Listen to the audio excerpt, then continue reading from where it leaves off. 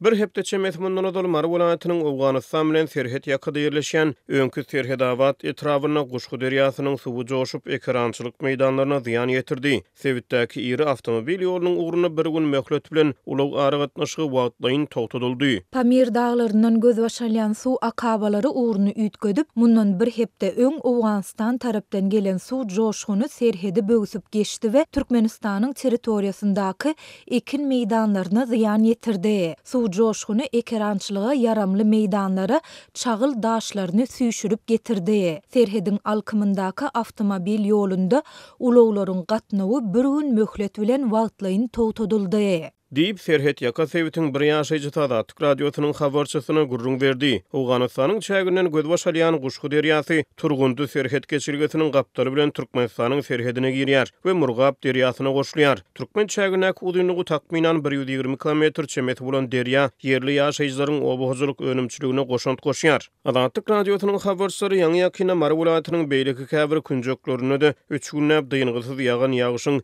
ekrançylyk meýdanlaryna ziýan ýetirenligini habar berdiler. Meteo Jurnal neşri 15 aprelde geçiren gece welaýatyň bayramaly we Guşgu Sewitine güýçli ýagyşyň ýaganlygyny, Ygylyň tas aprel aýynyň aýlyk kadasyna barabar möçberlerde bolanyny habar berdi. Tadatyk radiosynyň habarçysy bilen gurrundaş bolan Serhet ýaka ýaşaýjylar Awganystanyň soňky ýyllarda Pamir daglarynyň göz başalýan suw akabalarynyň ugrunyň üýtgedilmegi netijesinde daşky gurşa we uly wehimleriň awandyrylýanyny aýdýarlar. Mälim bolşal Taliban ýol başçylygyna Awgan hökümeti Awganystanyň obahojalyk pudugyny ösdürmek maksady bilen 2022-nji ýylyň martyna Amudarýadan göz başalýan Koştepe kanalynyň gurulşygyna badylgy berdi. Kanalyň birinji tapgyry geçen ýylyň oktýabr aýyna tamamlandy. Daşky gurşa gorowçlary geçen ýylyň noýabr aýyna bu kanalyň bir kenarynyň böwütilmegi netijesinde uly möçberlerdäki ekrançylyk suwlarynyň çölesiň endigini habar berdiler. Bu ýagdaý bolsa kanalyň gurulşygynyň hili babatyny käbir aladalar döretdi. Türkmenistanyň günorta gününe gorna kuduny sil suwlarynyň Guşgu derýasynyň kenarlaryny böwüsüp ziýan çekmelere getirýän mahaly ýurdun çägine hasabarlayan adatdan daşary tebii hadisalar, ekologiýa wehimleri ila tarasyna aladalara ýol açýar. Şol bir wagtda Günbatyr Türkmenistan Azatyk radiosynyň habarçylary bilen söhbetdeş bolýan ýerli ýaşaýjylar Hazar deňiziniň suwunyň öz gözleriniň öňüne çekilip barýanyny aýdýarlar. Öňler deňiziň kenarynda ýerleşýän myhmanhanalarda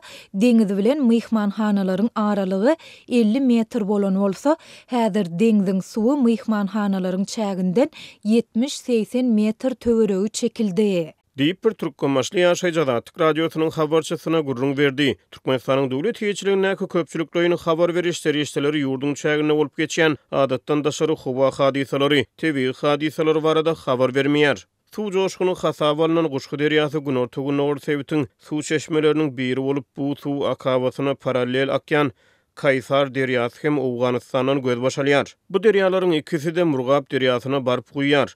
Jem uzunlygy 980 km çemeti bolan Murgap derýasy hem Pamir daglaryndan göz başalýar. Bu derýanyň 540 km-lik esasy bölegi Türkmenistanyň çäginden geçýär. Guşgu derýasy mart-aprel aýlaryna bol suwly bolýar. Ýöne Tomut pasyna bu derýanyň suwy tas gurap epesi çekilýär. Türkmenistanyň günorta we günnägor sewitlerini kesip geçýän iri derýalaryň ählisi, şol sanly Amudarýa, Murgap derýasy, Guşgu, Kaşan we Kaysar derýalary öz gözbaşyna Awganystanyň çäginden alyp gaýdýar. Türkmen resmiýetleri martyň başyna Taliban ýol başçylygyna Awgan hökümeti bilen Aşgabatda duşup beýleki meseleler bilen bir hatarda serhedaşy derýalardan peýdalanylmagyna halkara kadrlarynyň berjaý edilmegini maslahat etdiler.